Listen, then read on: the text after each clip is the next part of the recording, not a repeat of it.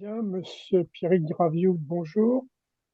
Euh, Bonjour. merci merci de venir faire à Pleumeur une conférence sur un sujet particulièrement intéressant.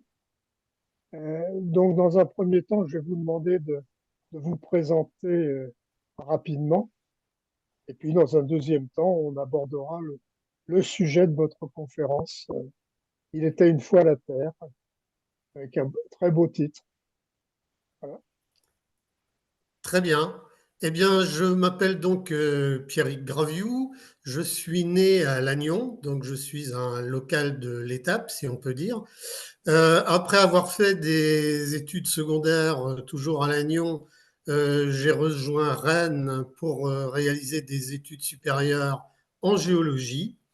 Et à la suite de quoi, je suis parti à Orléans où j'ai vécu une trentaine d'années pour travailler en qualité d'ingénieur au bureau de recherche géologique et minière, le BRGM, où je me suis essentiellement consacré au patrimoine géologique, ce qui m'a permis de voyager notamment en Outre-mer et de réaliser une vingtaine d'ouvrages de vulgarisation. Bien. Donc, nous allons passer au second thème. Il était une fois la Terre. Euh, et donc, vous nous présentez rapidement la conférence et les points forts, évidemment, de cette conférence. Alors, la conférence Il était une fois la Terre, c'est comme le titre de l'ouvrage que j'ai réalisé en 2024 avec Eric Orsena, un livre qui est paru aux éditions Gallimard et qui raconte véritablement l'histoire de la Terre.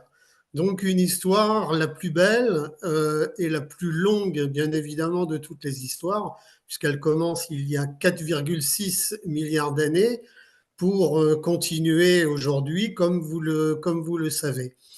Et à travers cette histoire, on va aborder différents sujets, j'allais dire de multiples sujets, puisqu'on va s'intéresser à, par exemple, à l'origine des continents, qui n'ont pas toujours existé, à l'origine de la vie, au changement climatique, à la composition de l'atmosphère qui, elle aussi, a évolué avec le temps, l'apparition de l'oxygène qui, là encore, n'est pas à l'origine de la vie.